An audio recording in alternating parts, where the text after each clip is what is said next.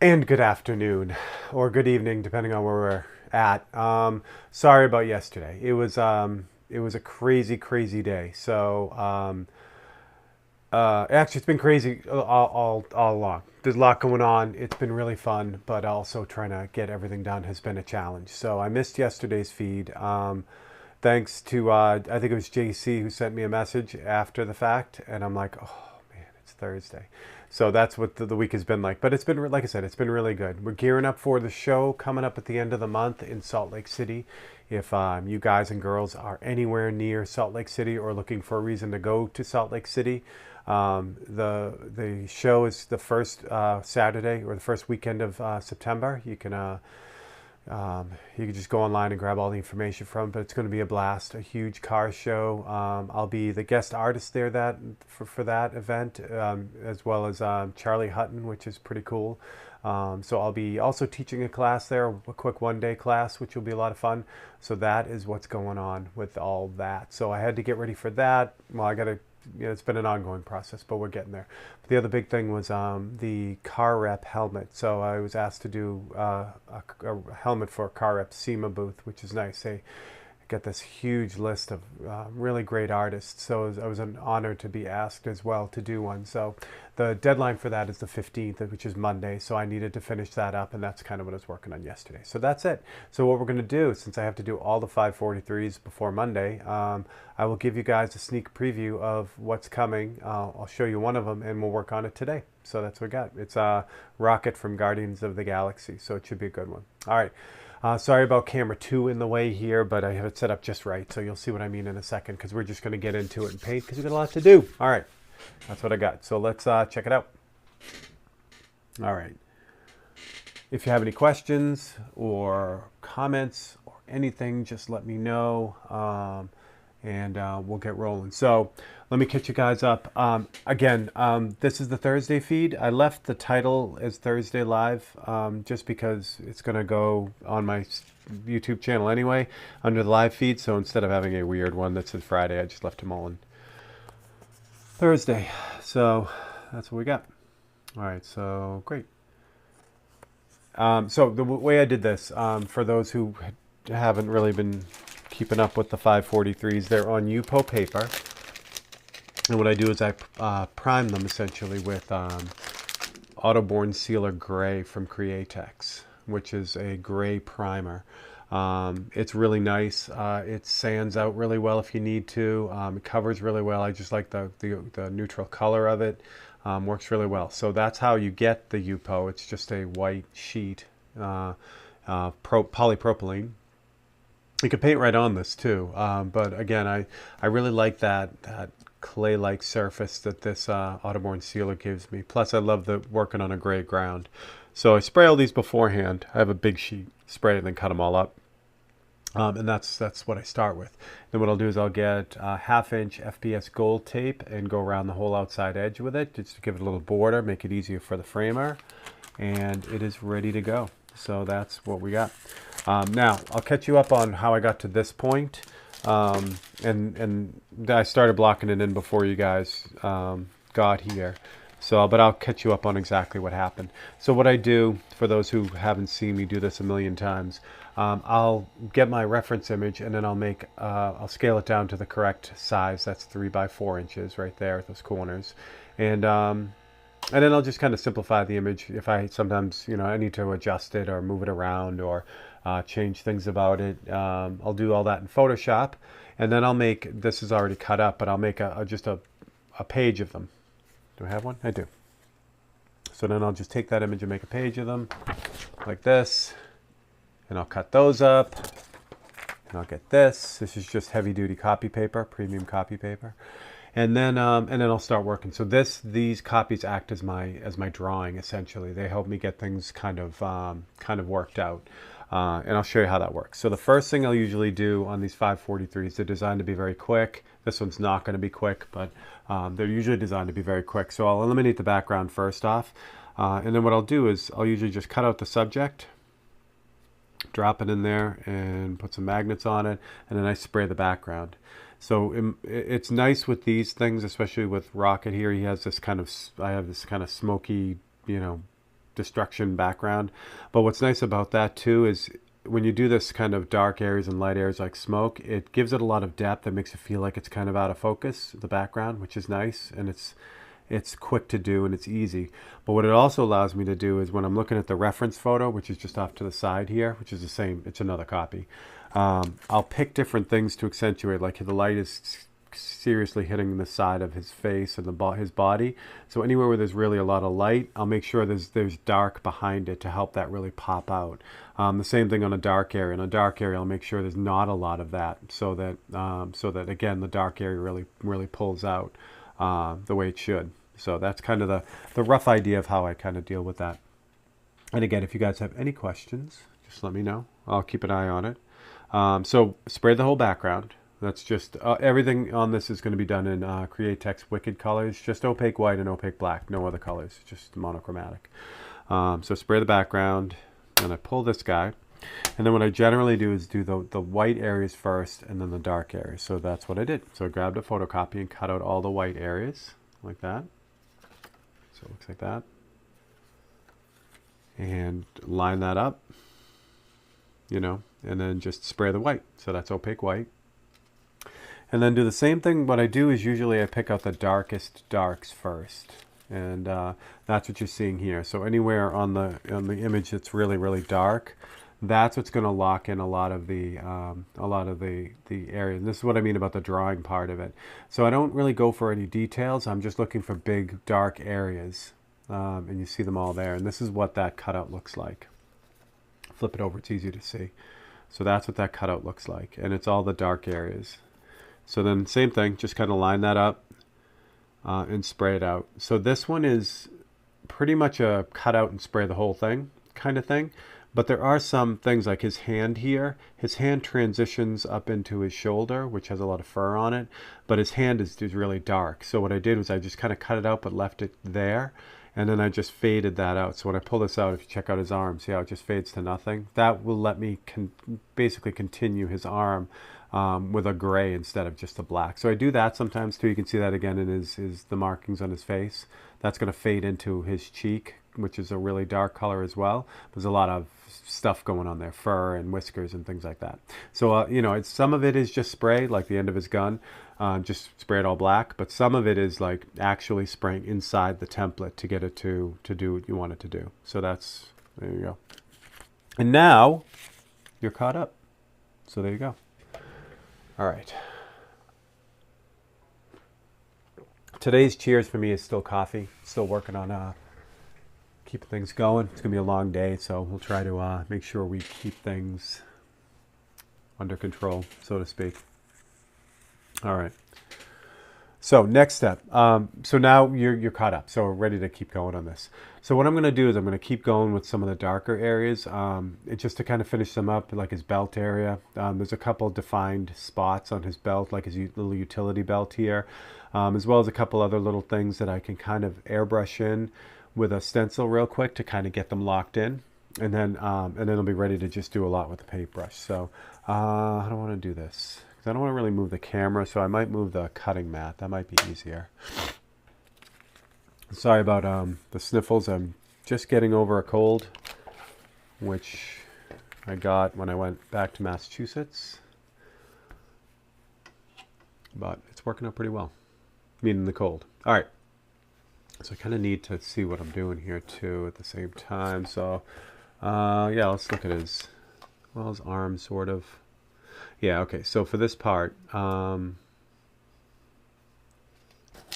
sure I got what I'm looking at right. Okay. So what I'm looking at is the areas that are still really dark that I missed on the first pass, and sometimes that happens because you can't cut out everything you need to in one pass, because the cuts are so close to one another sometimes that they'll cause pieces to fall out. So sometimes I have to make, 2 different templates for all the dark areas, because there's so, like this one, there's so many of them. But what's nice is that once I get all this dark area in, it makes the rest of it go quick, because I've already done most of the laying out. The dark areas usually take care of most of that. All right. I really kind of need to see this at the same time, so let's try. Yeah, we can move this around. We'll move this over here. That works. Oh, you know what I can do too? Let me do this too. There we go. So now you can see the whole thing as well. All right. Good. That's much better. Now I can see both. And you guys can see both too. Actually, I'll slide this in a little bit there. Okay, so yeah, so I'm going to look for is really dark details that I missed on the first pass, like, stuff like this. And some of this, seems minor, but nailing these details in the right spot really makes a big difference in the end for me. And it's those little tiny, making sure things are in the right spot that really kind of sells the whole image in a way. All right, so I missed that. I knew that. Oh, okay, that was the other thing too. So now, so I've got this bottom part of his chin already blocked in over here. But like I said, it fades into this whole area on the side of his face. So that's what I'm going to do now. So again, this is one of those things that if I cut this whole thing out before, a lot of the other details I would have lost because they're too close to other things like the strap and everything. So, but now I can kind of cut out this one shape and finish his cheek at the same time. So this, I don't need to do his inside of his mouth because I already really got that. So I just need to get this. I'm concentrating mostly up here, but I'm cutting out the whole thing, and you'll see why in a second once I line it up. All right. Let's see what else we got. You know what I'm not doing? Let me jump here. 1 second here. Okay, there we go. I just want to make sure I had...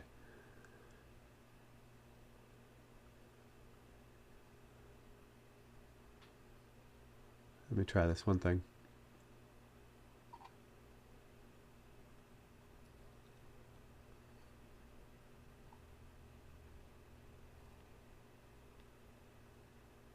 There we go. And I spelled it wrong. Awesome. Okay.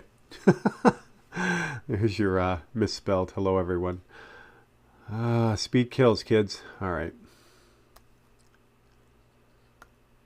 So for these, I know I've talked about it a lot before. So the whole goal 2 years ago for these paintings, these 543s, and again, for those who missed it, it's one of the big questions I get a lot is why it's called 543. So originally I was doing, and I'm still, I was doing 5 of these a week, and they're 3 inches by 4 inches. Those are the parameters. And I picked that in black and white because I needed these to be fast. I wanted something that wasn't going to break the bank if someone wanted to collect this piece of art. And the only way I could really get that done was to make sure that I got them done within a specific period of time. If I can get them done within 2 hours, then everything works out okay. If they take 10 hours, I can't sell them. They're more like, full-blown paintings. So I was looking for something that I could get done really fast and yet still have a lot of quality to them and be a lot of fun and that kind of thing. So that's really how these came about. So so what I find is I try not to do things like this image here because this is a lot going on with it. But occasionally I'll get the suggestions on Monday night from everyone, and some of the suggestions are too hard to resist. Even though I know they're going to take me longer to do, it's still like I said, I can't. And that is a fail. Sorry about that. I thought my phone was on silent. I am officially fired. So I forgot what I was saying. So I'll watch the replay and then remember it. All right, so I think that's good. I don't think I missed that much on the first pass, which is really nice. If you can get, obviously, the more I can get on that first pass, the better. There's a little spot down in here that I want to make sure that I have dark, which wasn't originally. Yeah, this whole thing needs to be gray too. You know what? Since this cutout is here. All right, so I've got everything that's really dark on this one that I missed the first pass. So now if there's a thing like this, the front shield on the gun, the lower shield here, this is kind of a gray. If I can get something like this on this cutout now, I will, because I've got all the black. The really dark areas kind of locked in now, and now I can kind of on the same template I can pick one of the things that might be a little bit less dense value wise. So more gray for this piece. So there we go. Now this whole area in here is also gray too, but I'll get that after. Same thing with the side of the gun. That's all gray too. Plus I have this little black detail cut out, so I can't cut that out anyway. His shoulder, his arm and his shoulder, I'm going to deal with all at once. Or can I do that now? Actually, I think I can do that now. Same thing. So what I'm doing is the reasoning behind it and what makes that decision happen is if I cut out this whole section where his arm is, will something else fall out? Is there a cut that is too close to that won't, be able to be supported anymore because I've removed too much paper. So his arm, I know his arm needs to come out all in one piece to kind of blend it the right way. So I had this little piece already cut out, but I think I can get the whole thing without having too much of an issue. So obviously that's the strap there actually holds everything together. So we'll run with that. So now I can pull that whole arm. Remember, I painted his hand already. I could have waited and did his whole hand and arm on this step. However, it doesn't make too much of a difference in the long run, as long as I'm not cutting everything twice. Okay. That looks good. So what I got to really be careful of is, well, actually it's really dark on the top of his shoulders. If his shoulder was really light and this area over here was going to be really dark, that's way too close. I'd have to shield that off when I painted it, but because that's so dark on his shoulder, I think I'm going to be okay. What else did I get? I got most of his belt now, utility stuff. Actually, I can, this is a fun cut too. So I want to get this, whatever this pocket is, but I also want to leave a edge on the top. So I'll just cut really close to that and fold this up. So now I'll have the line above and I'll be able to kind of shade that pocket a little bit in there too. All right. See? Hello to everyone. That's what I was afraid of. Hello, Cody, Mr. Parker, Enzo, Max, Juan, Lee. What is going on, everyone? All right, so I was trying to be tricky and have this on my tablet, but I have no live chat on my tablet. So I just looked over on the computer and I see all of you. So let me refresh this real quick and see if I can get the live chat here so I can see it. There we go. That's all it took. Oh, John Wick's Mustang. Awesome, Lee. All right, there we go. So welcome, everyone. There we go, there we go, there we go. Okay. And Max, what's going on? All right, now I'm caught up. Sorry about that. I'm like, it's awful quiet in here. There we go. All right, that's good. I think that'll work. So now let me flip this over so you can actually see what I cut out. So that's what I've got now.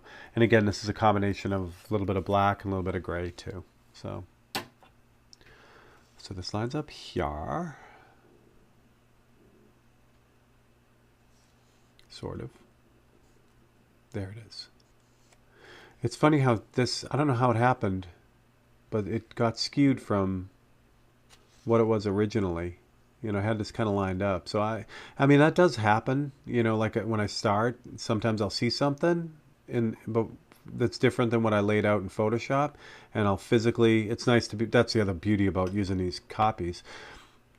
I can just move things around, if something didn't look right or something, and I do that a lot, like I'll just, with the cars, if I have it set up a certain way, sometimes when I actually get to the board, get to the paper, it doesn't quite work. So I'll move it on the fly.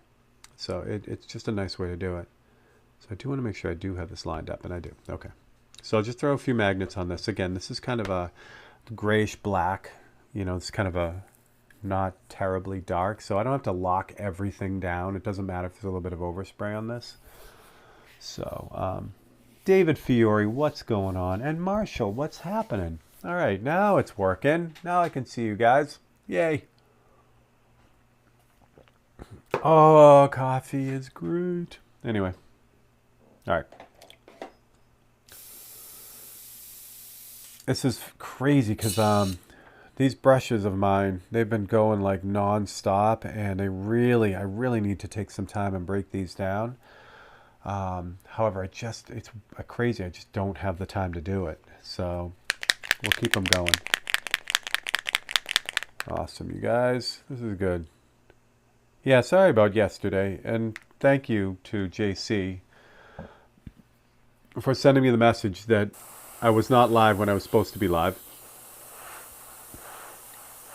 It was a surprise. I'm like, oh my gosh, it's Thursday, and it's funny as I was thinking about it too. You know, I was actually going to do the London Pen project yesterday because I need to finish that up too. But I was working on that car rep helmet. It's been a while since I've been that focused on a job, and mostly because the deadline is so close. It's Monday, so the day before that, I could have sworn it was like 1 in the afternoon, 2 at the latest. I walk up into the regular part of the house, and it's like 5 o'clock. I'm like, what happened? I'm like, I haven't been that zoned in a long time. So yeah, that's what happened, Marshall. All right, so what I'm doing is I should have mentioned it since we're doing all this. So this is since since I'm trying to blend some of these. I'm making my life easy by using the 10-to-1 mix, or actually should be 1-to-10. So it's 1 part paint to 10 parts reducer. So it's a pretty weak, but very controllable mixture of opaque black. So that's 1-to-10. So if I wanted to, like when I did all the other stuff, the really dark areas, that was 1-to-5. So that covers really quick. But it also has a little bit less control overall. But I know I'm going to be doing some fades with this, so I usually go with the 1-to-10 when I got to do that. All right, so this area right here, where it blends into this darker area already, that there is no transition there. I have a line there, but there is no line. So the way I kind of get that is I'll airbrush right up to that line and just keep going over it till I kind of catch up with it. And then once I get that value of the new area, the same as the value of the old area, then I'll go over the whole thing. So with opaque black, you don't have to really do that if you're just making it black like I did there. You can just go over the whole thing because it's black anyway. But if I'm transitioning into another area like here, then that's when I'll use that kind of catch-up technique, so to speak. What else we got? Good. I'm caught up on comments. I like it. So again, the top of his shoulder is dark, so I'm going to start working on that. Now, one of the things in the one-day class that I'll be doing, and we're putting together a bigger class for February in California at Coast Airbrush. One of the things I do a lot of is use these templates again as a drawing guide, not so much as they are a template. They're certainly keeping paint going from where it's not supposed to go, but it's really a drawing guide. Like I'll use this to determine where things are in the painting, which is really nice because again, there's no pencil lines on this whole thing.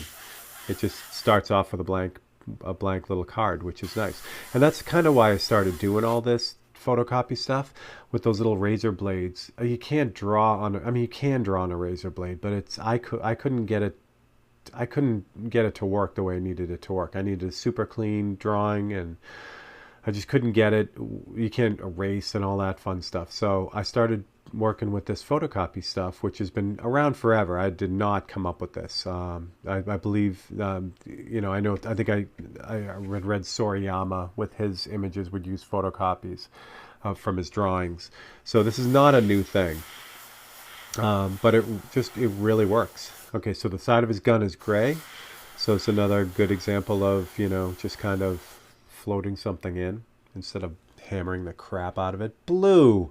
Congratulations on your almost EMT-ness. That is awesome. I think it's great when you're in the flow state. Yeah, that's the thing. I don't know. Like I'm usually aware of everything. Like I'm trying to, like I'm already working on the next thing, and I know what today needs to be to kind of get it to be a success. So I'm always thinking, and I'm always kind of aware of the time because I'm usually running around too and doing other stuff. But for some reason with that helmet, it was like just, I think because I knew that that's all I was doing till it was done. And I just didn't have to think of anything else. That's kind of what made time fly for that one.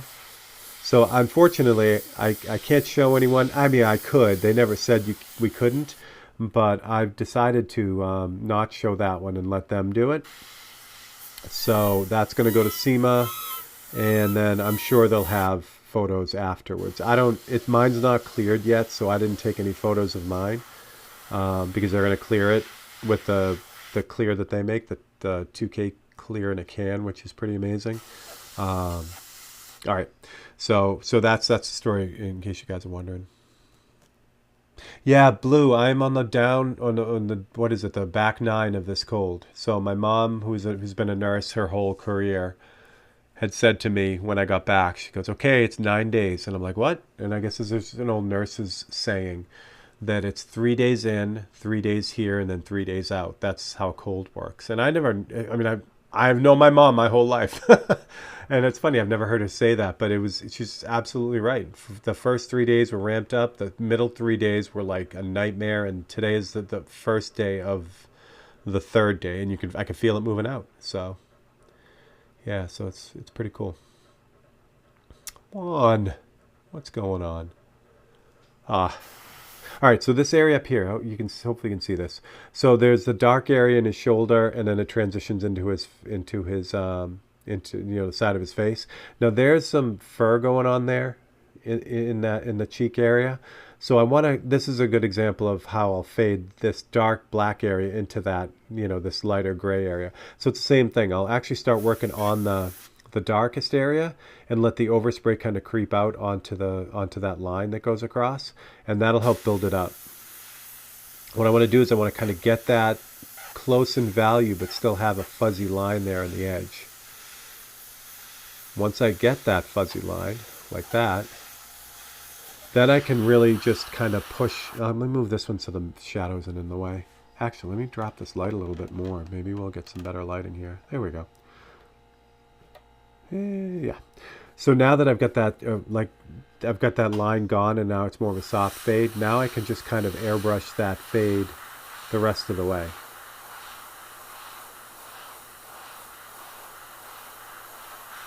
And that's it. It's transition. So this is I'll break for a second. I know I should just be working, but it's worth doing. So for those who are new to airbrushing and are working on stuff, one of the things I use the most are these fades. So because that's what we're doing. The airbrush excels at making a soft transition between two colors or two values, or both. So the way I do that, if I'm fading anything really, so say this is the block that I'm fading from dark to light. So what I'll do, it's not this. I'll do it below. It's not you start really dark and then you fade away, even though that is a fade. That's not the way I would fade in like an area. So the way I would fade in an area, and I'm going to go from dark to light this way. So the way I do it is, and I'm not going to stay in the line, so I just put it there so you'd have something to look at. What I'll do is I'll paint the whole area with the same value. Not the whole area, but the main part of the fade. So that's all the same value all the way across. And then what I'll do is I'll go back in with the next pass and only go about 2/3 of the way. And then I'll do it again. And then I'll do 2/3 of that last one. And then 2/3 of that last one until I'm right down on the edge. And that's how I kind of get the fades. So that makes an extremely even fade all the way across, all the way across this way and all the way across this way. If I tried to just fade the whole thing from going really dark, and well, I'm going to run into it. If I start it really dark and then really kind of like try to fade the airbrush off like this, more times than not, it'll get streaky in there. because you're dealing with these strokes, these vertical strokes, and it's hard to control every single one of them. So to get that really smooth transition, so that's kind of how I do it. I'll just fade in the whole area and then work it that way. So hope that helps those new airbrushers that are struggling with their fades. I don't know if I finished this. Did I finish this? No, I didn't. I didn't do his belt.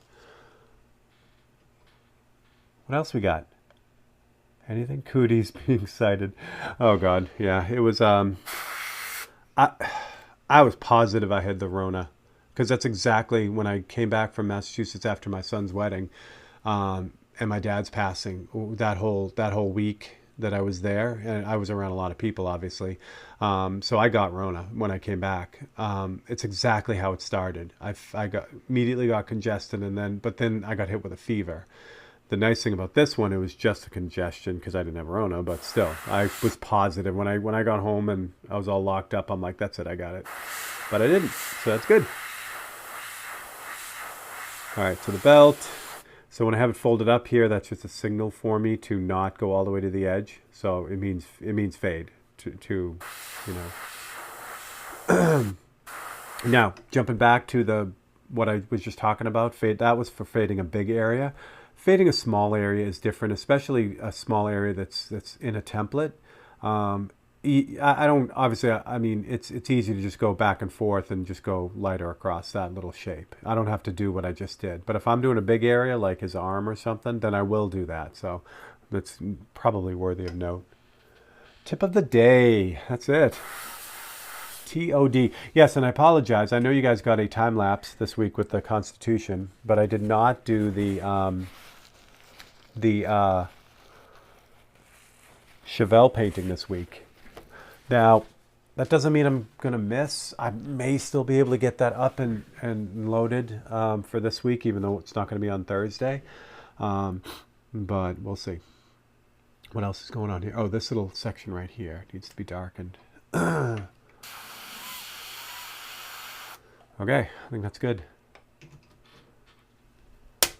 Pull this off, see what it looks like. Yeah, that's good. All right. Excellent. That's all his fur. Okay, good. Good. I think that's... All right. So the next thing I'm going to do, there are two ways to go, and it just depends on what kind of mood I'm in. And I think I'm in the paintbrush mood. So the next thing to do, two ways to go. I can take the paintbrush and start painting in a bunch of, details, and then go back in with the airbrush and do all the gray. Or I can do it in reverse. I can paint in all the gray, the really light gray, like in the side of his gun and all that stuff, and then go in and do the details. I generally like to end with the airbrush because it kind of ties everything together. So I try not to end with a whole bunch of paintbrush work. But again, it's being aware of that, I guess, is more important than anything. Sean, yeah, I am a slacker. Sean, I will get that pen done for you, too. I'm really excited about that.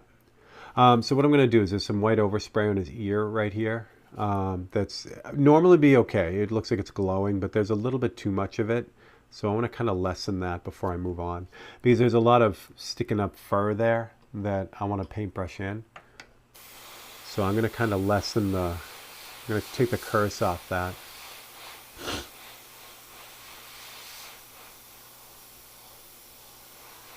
So Sean, the other, oh, you're on holiday. That's good.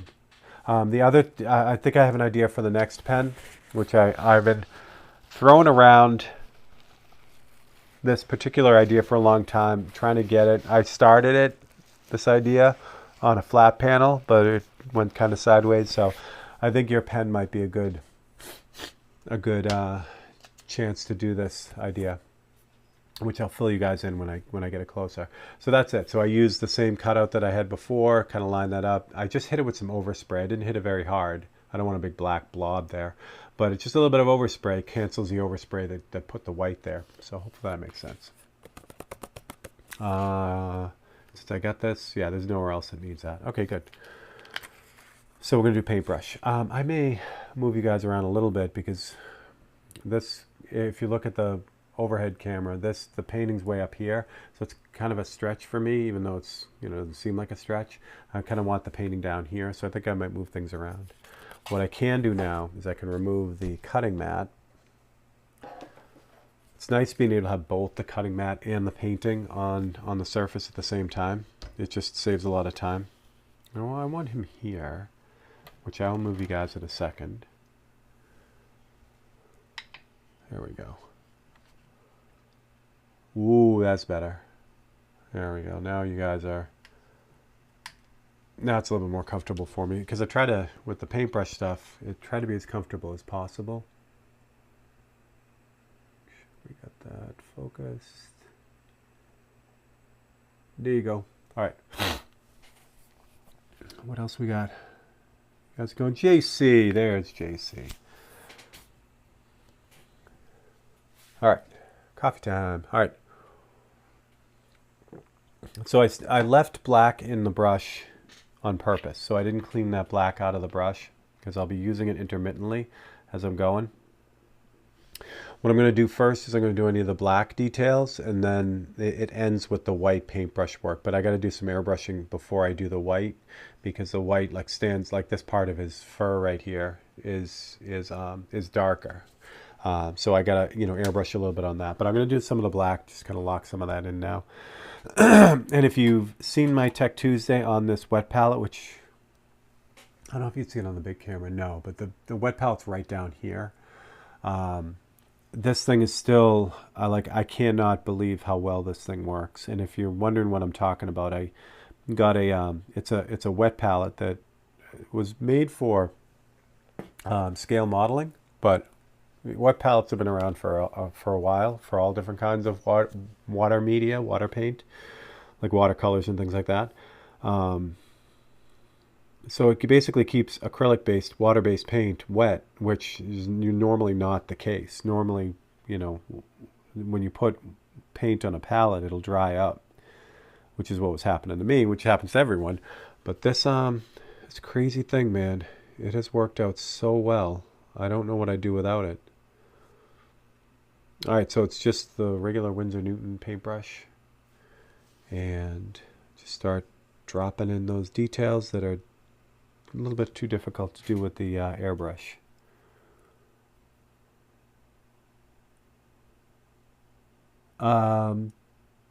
Yes, this is Yupo paper. It's the 184 pound, which the 74 pound is, I think it's 74 pounds. It's same stuff, same makeup, it's just thinner. I was used to, a little bit thicker material, although both work the same way. Like I do still have some of the lighter, I think they call it medium. This is heavy. I still have some of the medium. If I ran into a bind, I would not hesitate at all to use it. It's still good stuff. It's just like I said, it's whatever you prefer as far as weight goes.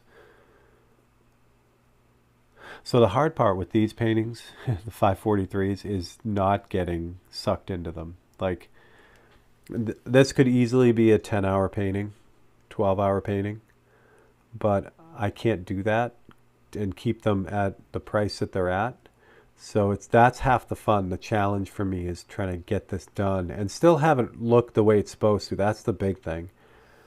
It can't look like, it does look like a 2-hour painting, because if it looked like a 12-hour painting, then that takes everything away from the 12-hour paintings. But so it still looks like there's more that could be done on them, but the goal is to have them, really stand on their own, really look okay.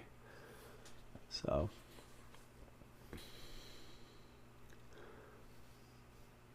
I need to order new cotton gloves. This one's had it. I do have another one. I have 2 others, but they look the same. And it's one of those things I just keep forgetting. Every time I'm on Amazon, I just keep forgetting to drop them in the cart. I use them also with the paintings too. When the paintings are done, so I have a flat file, and the paintings are in the flat, like the finished paintings are in the flat file. So, if they're out and around, or if I go to a show and take them to a show or whatever, they get dusty and fingerprinty and dirty and stuff. So, so it takes time to clean all those off. So once they're all clean, they go in the flat file, and then I'll usually only handle them with the white gloves, the cotton gloves, because I don't want to keep cleaning them. So That's what's up with that. So I do have a clean pair in the flat file, but I'm not going to use those for painting because that's it. Thanks, JC. Yeah, I tried to hang in there with Tim's feed on Wednesday, but the cold was still, running its course. So even yesterday I fell asleep sitting in the chair. We had late dinner and we were watching some TV and stuff, and I was like, forget it. Actually, I wasn't even like, forget it. I don't even know what happened. I just fell asleep sitting up. So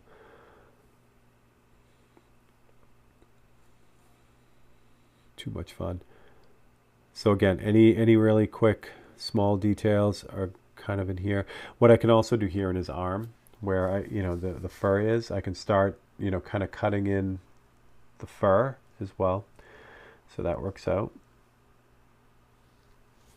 There's a lot of fur in his arm, so we'll have to decide on what I'm doing there. Again, I don't need this to turn into a 12-hour painting.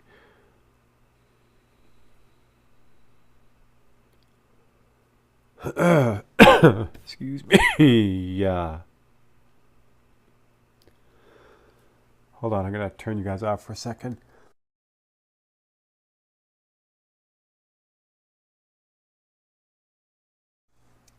There we go. Sorry about that. Lee.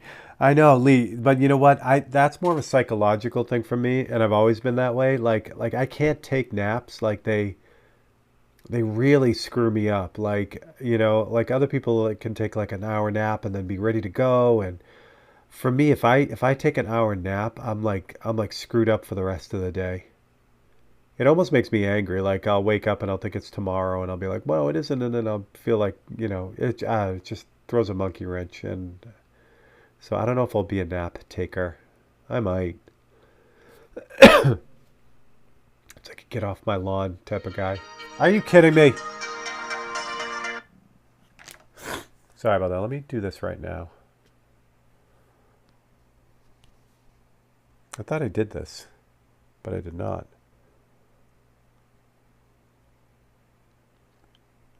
Again, now I'm fired again for having my phone on. All right. Nose. There's a so this is the fun part, really. Again, because a lot of the drawing is already done by the templates. I really just kind of go in and drop in the details where they need to be. So that makes it a lot of fun. Same thing here with the fur. Like I can start cutting in where the fur will kind of appear. Same thing out on his cheek here too. And this is what I mean. Like when I go to put the airbrush, the gray fade on this, it's going to tie it all together. Where if I put this paintbrush work on the gray, you can tell it just seems to float above, and it doesn't tie it together. So that's normally why I'll do the paintbrush work first, and then lock in those gray values. This brush is so nice. I love these brushes.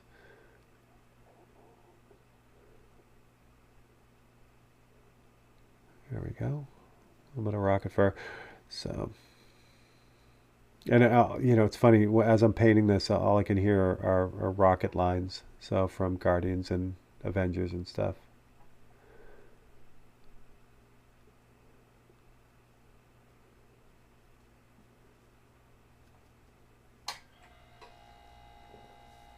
All right. Quiet on set. No kidding, Cody. I'm usually really good like that. All right, so the top of his ear is here too, but I missed it when I did the cutout, but that's okay. We'll throw that in there. Same thing here. So fur, it's going to be a little bit more gray here in the end, but that's okay too. Same thing down on the scope. His fur is kind of sticking up. His other eye.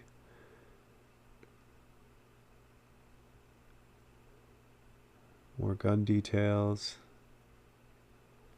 And again, like I said, just the gun alone. I mean, if I was doing this as a full blast, just do whatever you can painting. Seriously, even at this scale, we would still take about 10 hours to do right, you know. But we're gonna get through it so that it doesn't take 10 hours, so that it can be a 543. It's still gonna be more than a 543, but that's okay too. And I am remiss. I do not remember who suggested this. I do have the list. It's on my desk right next to me, but I'm not going to go grab it. But I would love to tell you who suggested this, but I can't remember off the top of my head.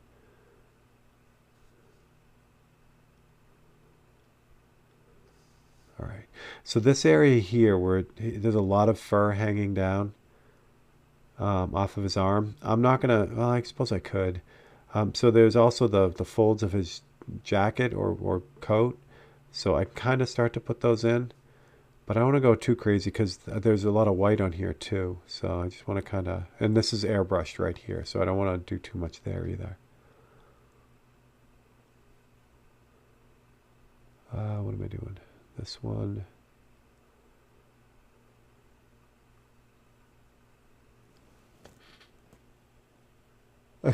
You don't want to say he was late because of a nap. That's awesome. All right. Oh, the front of the gun. That's what I was doing.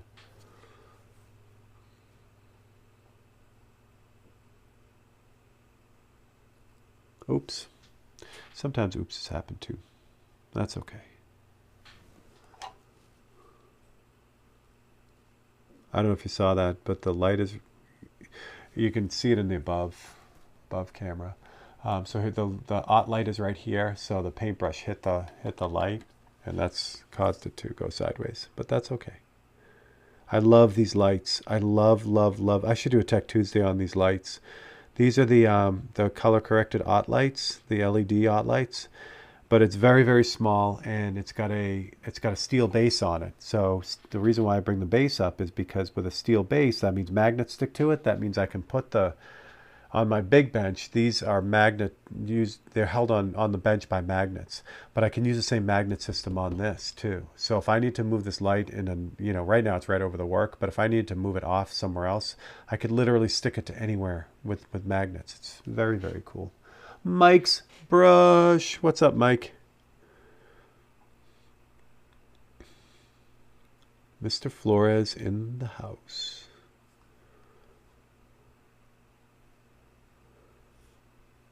All right, so that's all gray. That's good. This has some gun-ish details on that too. Good. Oh, his freckles. Throw those on too, because those are underneath the gray as well. So the airbrush is going to pick up a lot of the slack here, and you'll see that in a second. And this is why having a really good quality detail brush makes all this happen. Because what the airbrush can do is very close to what the paintbrush can do. So that means I can pick up the slack. I can pick up right where I left off with the paintbrush with the airbrush. And you can't do that with all airbrushes. Some airbrushes are meant for like bigger spraying and heavier paint and that kind of thing. But a good detail brush will be able to pick up where I left off, which is nice.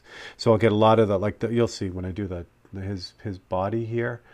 That's like a leather, whatever, utility belt. I'll be able to get a lot of the texture with the airbrush right out of as well as shading it. So I just want to make sure that I get all the paintbrushy details as much as I can. Like I mean, it's all right if you have to go back and do something else, but it's also nice to kind of nail it and get everything done, so that you can just do the airbrushing part, add the highlights, and these are done. So it's kind of the goal. Doesn't always work that way, but we try.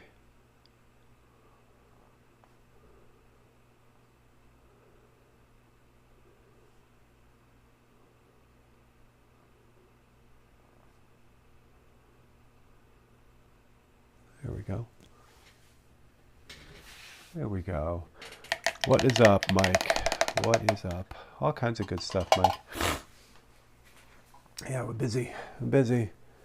So that's good. I'm looking forward to getting back from the show. I'm looking forward to the show, but I'm also looking forward to getting back because there's so many things that, are kind of lined up that are in process, and just want to get them done, which will be fun. All right, I think that's... No, you know what? I'm going to do the fur since I'm almost there. I'm going to do the fur on the bright side of his head. So for this, like I was using the black, the opaque black, but it was pretty much, as dense as I could get it. You just reduce it a little bit so it flows through the brush, but it's still really dark. Oh, that's going to be good, Mike. So you're doing Saturday live. That's awesome. Me too, Mike. That's awesome. Yeah, Mike, make sure I know you let everyone know, but if you're not following Mike, get that done. Jump on, become a Skull Squad member. It's super easy. And you will not regret it. Not only is it a great group of people, just Mike loads his channel with just all kinds of stuff, from education to reviews to just hanging around having a blast. So it's a great channel. All right, so yeah, I think that's probably going to be okay for this side of it. There is some, again, you'll see, there's a lot of white that's sticking up like bright fur, but those I'll do after I do the airbrushing because I want those to stay white. Oh, I'll get that eye. Yeah, I love Rocket. All right, so what do I have in here? Black. That's what I needed. But what black do I have in here? I have 10. Okay. I just want to make sure I had the right black. Hello. Don't need that there. So let's start with the body down here. So I got to kind of connect the dots here. Again, I've got it blocked in. First, make sure this is working the right way. Sometimes when I let them sit, or anyone, when you let them sit, they start to set up inside the brush. So we don't want that. So I'm going to just quickly come off the side here and back flush that and then spray it out. So what I'm doing is, for people who are kind of watching, who are new to this, there's black paint in here from before when I was doing all the other stuff. But what happens is, as there's air in the cup too, it'll just start to, the paint will settle, the tip, any paint that's still in the tip will dry up. It'll just kind of glue everything together. So the way I kind of reactivate that, first to clean off the tip, and then I'll just block off the tip and then back flush it up. The cap is on here now, so you can't really see it, but by blocking off the tip and then pulling the trigger back, it forces any of the paint back, and it also mixes everything in there. And then finally what I'll do is into the paper towel, I'll just spray out a bunch of it, just to kind of get things flowing again. And you do those couple things and it'll work just like it was when you started. All right. Now, normally when I pick back up with the airbrushing, I'll pick an area that's not critical. Like down here, if the brush was acting up and being cranky, it's not going to matter down here. I'll be able to test it out down here and make sure everything is working before I would do something like his face, So that's just kind of an extra little bonus tip too. Some people work, off the side of the, they have a test sheet off the side. That works great too. Same kind of thing. But I end up just jumping in on the painting because what could go wrong? There you go. All right.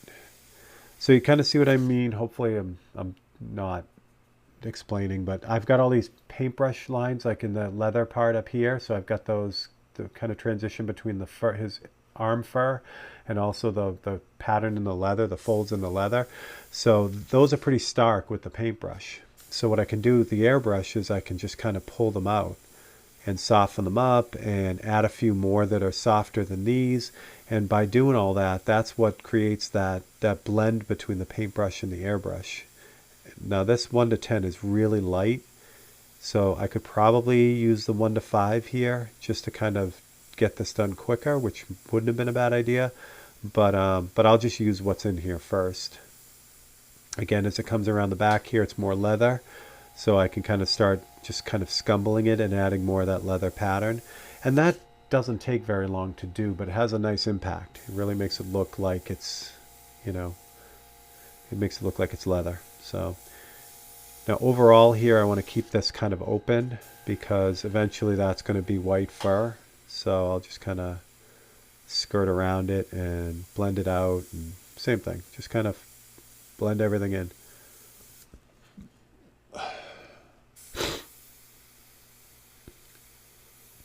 And in the end, and I do this on the big paintings too. It's the same thing. Just I take a lot longer to get it done, but it's still the same thing. It's taking that paintbrush, getting the most out of the paintbrush, and then moving on to the airbrush and just extending what I was doing. So that way I get the really tightness of that paintbrush, but then add in that softness of the airbrush. That's hard to do with a paintbrush. So a little bit of both. Okay, his back side here, and this whole strap is gray, so we'll just knock that out. And again, there was those little stitching details that I kind of threw in with the paintbrush. By kind of going in over it with the airbrush, it just kind of all blends it in and makes it look like it's supposed to look, which is fun. Any of the real light shadows and things like that, I can just kind of start throwing them in too.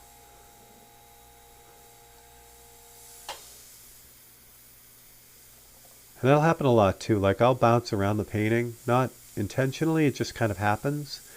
I don't know. I don't believe there's a right way, to kind of attack something like this. It's whatever just kind of happens. Some people really like to get a whole area finished completely and then move on. Some people like to kind of push the whole painting at the same time, work on like the light values all over the painting and then the little bit darker values all over the painting. So I don't know. I've seen it work both ways, so I don't know that there's a best way. I just know that, really whatever kind of works best for you is going to be the way to go. I kind of do it both ways, which is weird, but that's how it goes.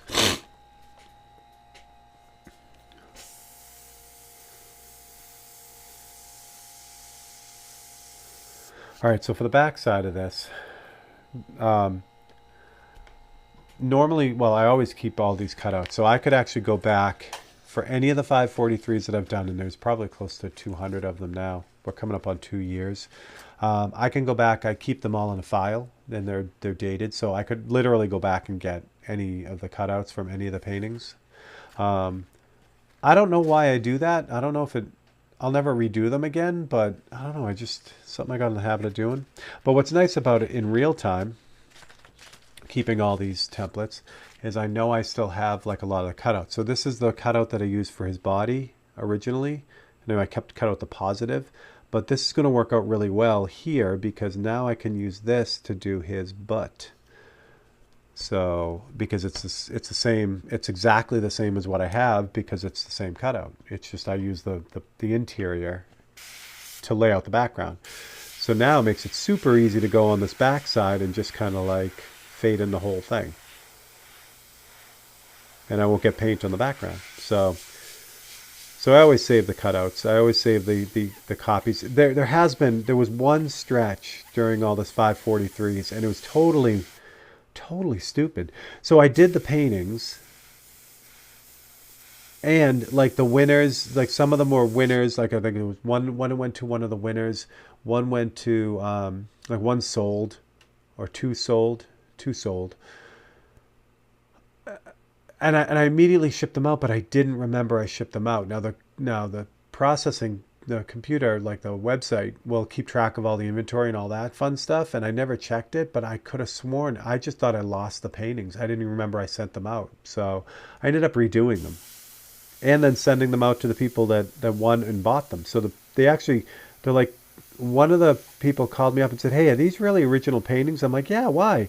It's like, "Well, I got 2 of them." And I'm like, "Oh no." So I redid like 3 paintings because I thought they got lost in the, here or whatever.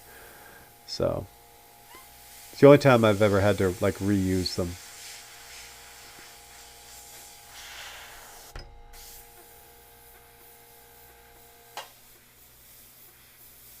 Fortunately, one of them was to a friend of mine. Actually, it's his wife who had bought a painting for her husband, my friend. So I was able to call her and say, "Hey, did you get 2 of these?" She's like, "Yeah." So as soon as the first person called, which the first person wasn't just a regular customer, and And that's why they called. They're like, hey, are these really originals or am I getting, copies? And I'm like, no, you're definitely getting originals. And then, but when I called my other friend, and she's like, yeah, I don't know what happened. I got two. And I'm like, oh, crap. I really redid all of them. So, all right. So there we go. So that works out really, really, really well. I'm wondering about this area back here, though. There we go. That's better.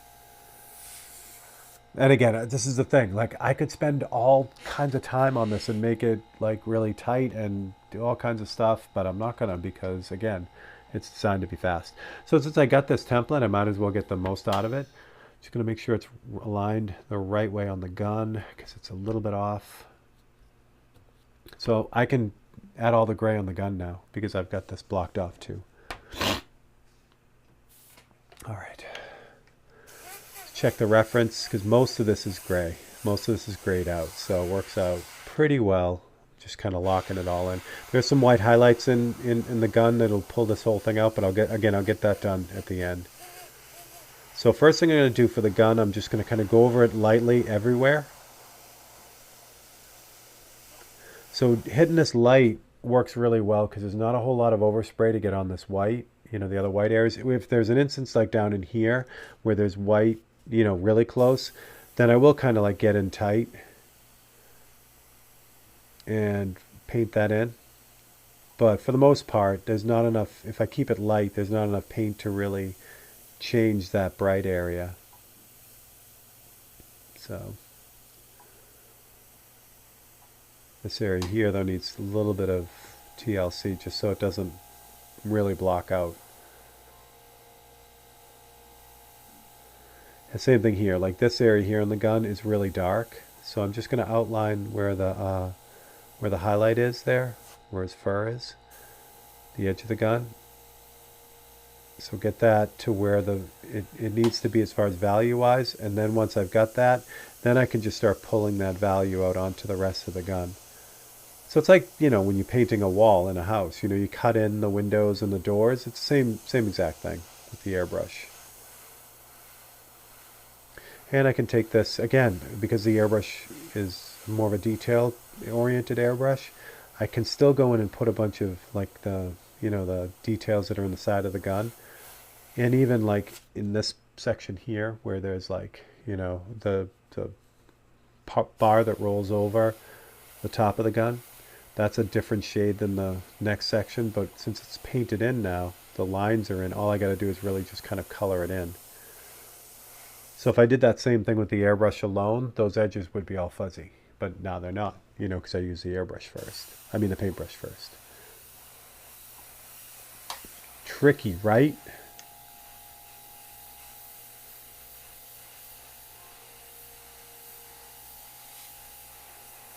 What else? Oh, this section in here is really dark too.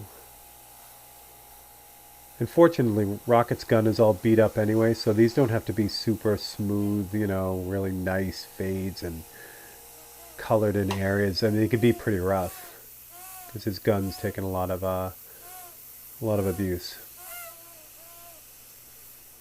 Side of his gun is really dark too.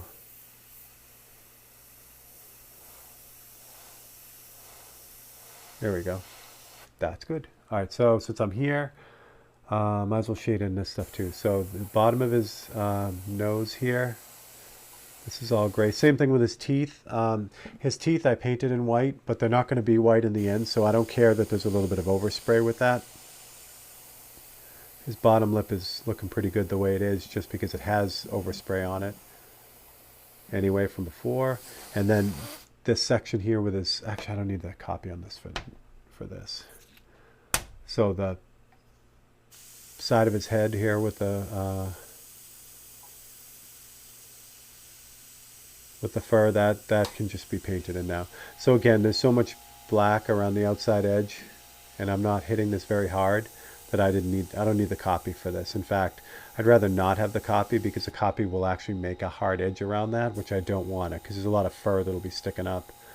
So I'm trying to avoid the hard edge there. And finish inside of his ear. Again, these things that kind of help those paintbrush strokes, those little paintbrush strokes I threw in earlier, This will kind of blend all those together. So any kind of form areas, like right where his eyebrow is, that kind of thing, that's a good opportunity to use the airbrush there. Again, the paintbrush would do that really kind of harshly. Just not what we want.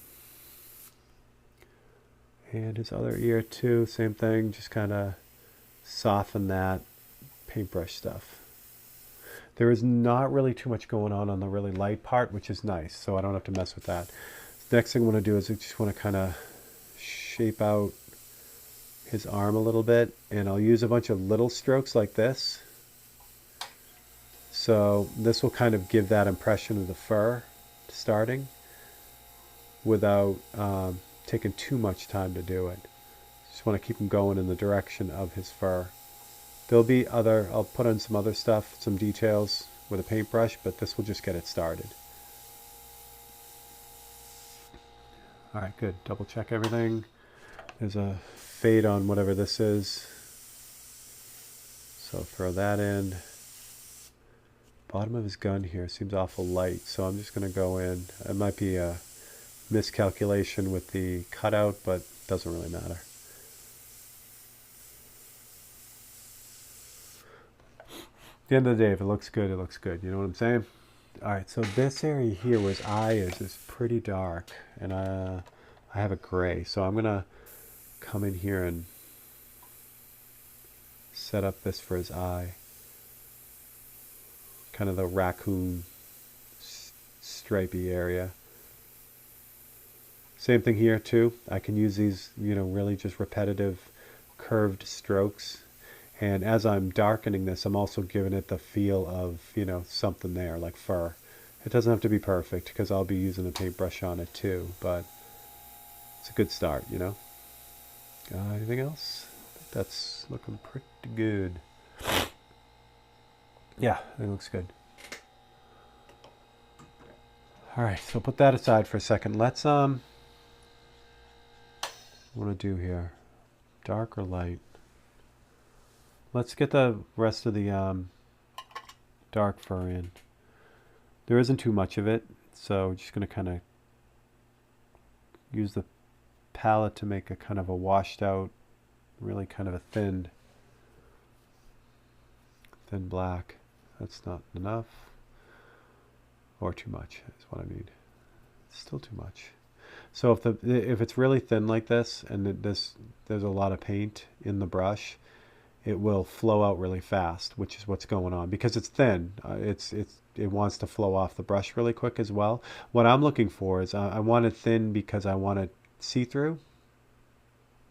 It's not that I need it thin so it'll flow. I want it to be see-through.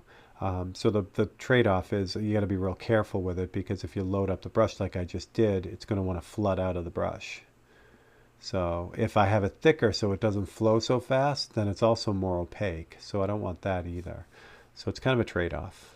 All right, so down here I can start, and you can see how transparent this is when I come off onto the white. But it's nice because this will add that feeling of the rest of the fur without spending 4 hours painting fur. I just want to kind of give it that feel. And then if there's anything else missing in here, I can kind of grab it.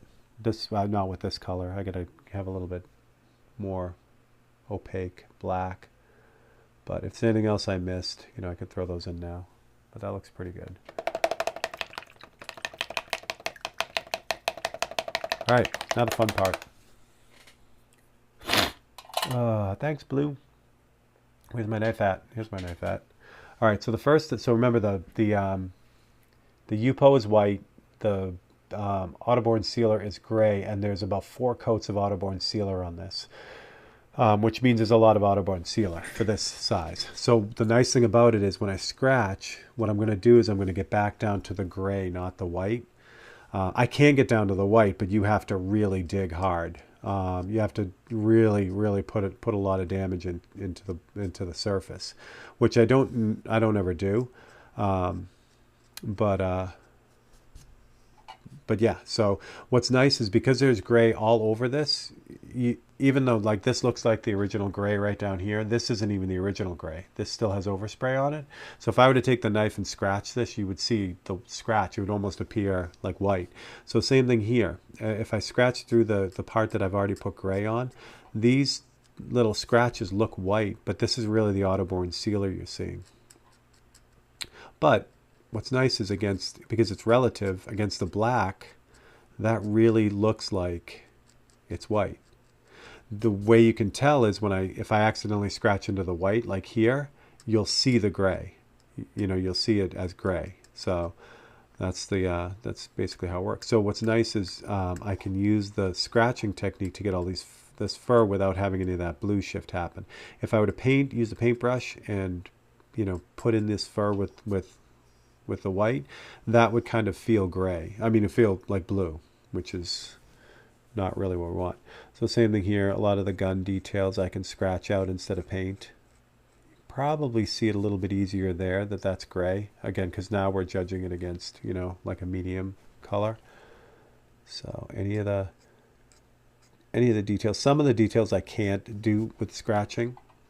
If they are bright white, like his eye, the highlights in his eye will be white. I can do those with a paintbrush. So yeah, fur is always fun when you have time. I mean, with these things, when I try to avoid things that are going to take, again, the idea for me is to get them done really, really super fast. So I'll usually avoid things like this because, again, it's, takes time. But yeah, fur can be a lot of fun. All right, that's good. There's a lot of stuff going on here. But yeah, I mean, again, in his fur, you could take a couple hours just on that, because what I could do is, it's hard to pick up probably in the reference photo here, but you can see all the shiny fur on his arm. So what you could do is I could literally just kind of come in here with the knife, scratch all that in. It would be really bright like this, but then I'd go over with the airbrush and tone it all down, then scratch again and bring out some more highlights and then spray it again. And by the time you're done, I mean, man, it looks like real fur. It's crazy. But all those steps, which are fine to do, just take a lot of time. And again, these things are supposed to be fast. So unfortunately, they don't happen all the time with these. Sometimes I'll go way overboard on one of these. This one's getting there. This one should have been done fast, but whatever. All right, so same thing. Details on the gun. It's fun to put these in with the knife because it's very accurate. There's no messing around. There's going to be some white details on this too, but I'll just start throwing in some of the gray ones now, which will be fun. Got that? Yeah, that needs to be white. That needs to be white too. But for the most part, it's going to be all right. Going to be all right. And scratching on this stuff is amazing because, again, the Autoborn sealer has a real clay-like feel to it. So it really, really scratches nice, which is great. And again, I can go too deep. I have gone too deep unintentionally, and you dig down to the paper itself, but that usually doesn't end very well. It's not the way to do it because there's so much Autoborn sealer on this now to get that highlight by scratching all the way down to the white. You actually have a divot in the you can actually see the divot in the surface because the Autoborn sealer is so thick. So I try not to do that. You'll see, I'll add paint to get the white highlights. But yeah, you can add the finest little tick marks with this, which are great. Really helps to pull things out. I think that's good. I don't know what this is, but I'm sure there are, hardcore Guardians of the Galaxy people that'll be like, yes, you missed whatever light or whatever screw on that gun. And that's what I found is there's rivet counters everywhere. So it's fine though. Everyone's got to be passionate about something. All right, his nose, that's good. Oh, there's a highlight on his nostril under here, which is cool. Those little tiny things make all the difference in the world. All right, so for his eye, The one you can see. Well, you can see both of them, but one of them's really, you can see the highlights in it. I want to make sure I get these highlights in the right spot. So I'm going to use that flip technique to do this. I could cut out a template, but this is much quicker. So what I'm going to do is I'm going to line up a new photocopy right on the painting, right where it should be. And then I'll grab a jumbo magnet so that I know this isn't going to move. Now what I can do is I can kind of take a look. It's persistence of vision. So if I stare at his eye where those highlights are, and then I flip this up really quick, for a split second, I can still see that highlight and where it is.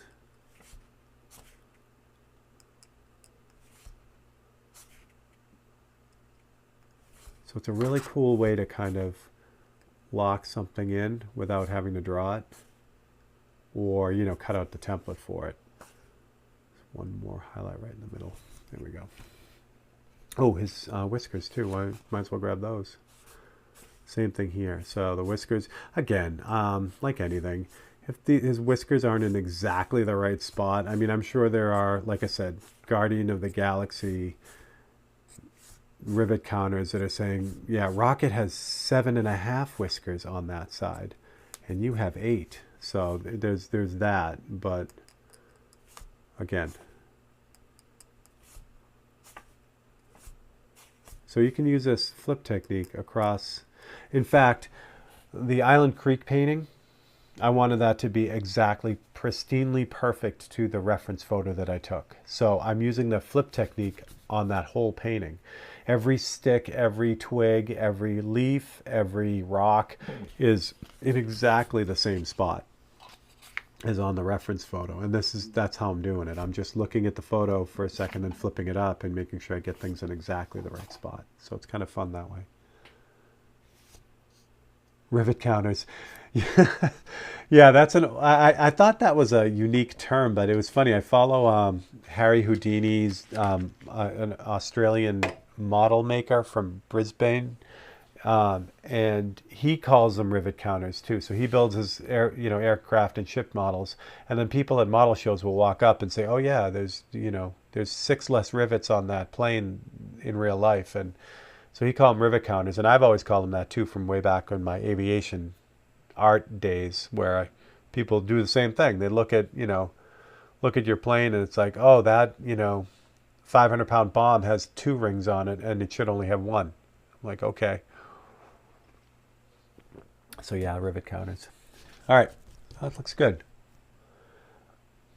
Let's get some white highlights on this, and I think it's pretty close. Again, I look at it and it drives me nuts, because, not drives me nuts, but I still look at them, these 543s, and I'm like, oh, I got to do this and I got to do this. And I'm like, wait, you have to stop. 2 hours, that's all you get. All right, so with the white, the fun part about the white, I am going to do a couple other things on this, but so the white, like that's the gray from the paper, but if I take that highlight and I hit it again with the white really pops out. So the trick with the white is, and I'll do it in the fur here, so that's the gray from the paper. If I add the white, you can clearly see the difference. So the trick with the white and the paintbrush, or the airbrush for that matter, is it has to be opaque to avoid that blue shift. That's the trick. If this is a really thin white and it's see-through, then you're going to get blue shift even with the paintbrush. It's the physical nature of light passing through those, or around those little white molecules. So now this is really thin, but it's going to be okay because I'm actually doing this on the gray. It's where it crosses over to the black that it shifts more, or you can see it more. So the trick is with the paintbrush, you just keep going over it. If it looks kind of blue, just keep hitting it with the white until it does what it's supposed to do. And again, try to be sparing with the white so that it has the most amount of impact, which is always nice.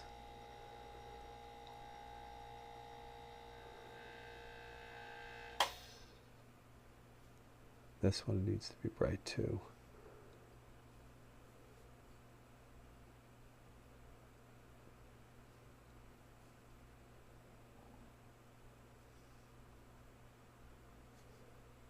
I'm going to put those details back in here too. I don't know what this is, but I know that's part fur, but I also know it's, you know, part of his belt or his harness. And I'm going to put a little bit of highlight on whatever this thing is too. Just because I want to. All right. I think I got enough fur up there. Oh, okay. Yeah, here. Put some bright white fur up on his ear up here. Again, this, as long as it's opaque, it's going to work. And it'll stand out a lot better than the scratching, which was gray. All right, so the other thing I wanted to do real quick is his teeth. So I'm going to use the, I still have that really thin black mixed up because I don't want this really dark. And I don't want to paint in all his teeth. I just want to kind of imply where some of them are. And then I'm just going to hit it with the airbrush. His little raccoon teeth. And the other nice thing too with the paintbrush and this thin, if like there was a, again, this is spending too much time on this, but say I scratched something or paintbrushed something and the paintbrush didn't really, or the scratch went sideways and made a different shape than I intended, it's really easy to use the paintbrush with the black and just kind of clean that up and make it look intentional. So any other details, like I said, I could spend an hour or, you know, hours on this, but I think that's going to work. Let me just, actually, do I need to? No, I'm not going to. I was going to, same thing. I could noodle with this over and over again. I was going to darken just airbrush the teeth a little bit to darken them up, but it's not really necessary. What I do want to do though, I'm going to flesh out this arm a little bit more. Is I thought I was going to put more fur texture in there, but I didn't. So what I'm going to do to alleviate that look of like a ham hock, it's just like this big lump right there. I'm going to add more shading around it to round it out, and then I'm also going to, you know, add more of that airbrush fur texture just to kind of break it up a little bit. That's better. Same thing up in here. You know, again, I gotta stop. People make me stop. All right, so if you were on Monday Night Live this week and you put in your suggestion, you have a chance to win this painting. If the winner does not choose this painting, though, they all go live on my site after. And I have all the 543s that I do for Monday night at a discount price. So if no one picks this painting and you want this for your very own, it will be available Monday night. So do you have to worry about the blue shift in the white? Do you have to worry about the blue shift in the white areas?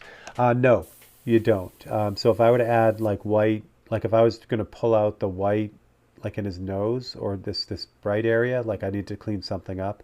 White on white won't produce the same blue shift. It's really that a white on a darker, or not, well, it doesn't necessarily have to be darker, but it always is because it's white. But it's white on a warmer surface. That's really where you get that blue shift. And it's just the way that the light refracts around the shell of the pigment, which is interesting. So Drew Blair does a great job of explaining it in his color theory.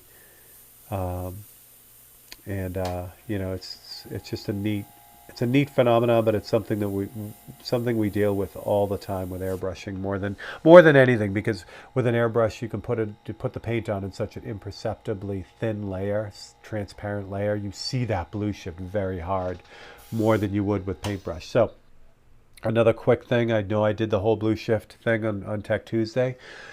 Opaque black from Createx, the new opaque jet black, is a very warm black. So there's a kind of a trick that I use to quickly take care of it. If you look down on the bottom here, I don't know if you can pick it up, but where I did the paintbrush strokes along the white strokes along his fur, the edge of that kind of shifted blue. If I were to just go in this really lightly with the airbrush and just like hit the very tips of the fur where the blue shift happens, there's enough warmth in the black that it'll cancel out the blue shift. Again, with the painting like this, I'm not going to take the time to do much of that. Or any of it really, because again, it's designed to be fast, but it's a neat way to kind of knock out blue, like subtle blue shift. It doesn't work when you're really trying to get like a heavy blue shift out, because what you're doing is just spraying black on it, and it is black, so it'll change the value quite a bit. But sometimes in like an instance like that where it's up against black, you can get away with it. So that's tip number 2 for today. So there you go. All right, I think that's gonna work. Let's unravel it and see what we got. Oh, first I'm going to sign it. So this week's Tech Tuesday was supposed to be on how I sign paintings. Someone had a great question about how I came up with that, and I had to think about how it all evolved. But for now, I'll give you the brief rundown. So for the 543s, I use a Pigma Micron from Sakura. I've had these pens, not this particular pen, but I've used these pens for a really, really, really long time. They're just great. They come in all kinds of sizes. They're archival. They're awesome. So that's what I've been using to sign all these. If I needed to sign this in white, I would use Createx in a dip pen, but black will work for this one.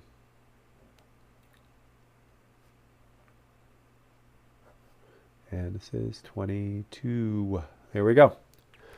Perfect. Again, quick and dirty, but it works. So let's take the wrapper off it too, so you guys will see the whole thing. So what's going to happen from here is I will spray this with 2 coats of UVLS Satin Clear, and that will finish it up. It gives it a really nice surface, and it also just locks the painting in so it doesn't get all damaged. But there is your rocket. So Dan, you did awesome. Dan, that is definitely coming. Thank you, Dan, for making that suggestion too. That was a great suggestion. So yeah, I'm going to do that. I filmed it already, but I filmed it earlier in the week, recorded it earlier in the week, and it was super mid-cold, and I was editing it, and it looked like garbage. So I'm going to redo that, and that's what's up with that. So what's neat about this, now that I pulled this off, you can see the gray now. And it looks obviously a lot darker, and that's kind of what I was talking about. So working with a colored ground, a gray ground, is a lot of fun with these because it adds that extra dimension to it. It makes it really, really fast. So there you go. There's your live. So what I'm going to do is, this is the very first one for this week. So I have 4 more to do before Monday. So that's what I'm going to do. All right. So thanks for hanging around. Thanks for keeping me company today. I'm going to jump back into it. If I missed your question, I'll jump back and kind of review. But if you want your question answered quickly, just shoot it to me in a message, and then I will get right back to you. So if you haven't liked and subscribed, please do that too. Trying to grow this channel, and you guys are the part of it. It's not you're a big part of it. You are the part. So thank you for hanging out and doing all that fun stuff. So that's what I got on this Thursday, which is really a Friday. So back to normal next week. And yeah, I will catch you guys on the next one. You guys rock. Thank you.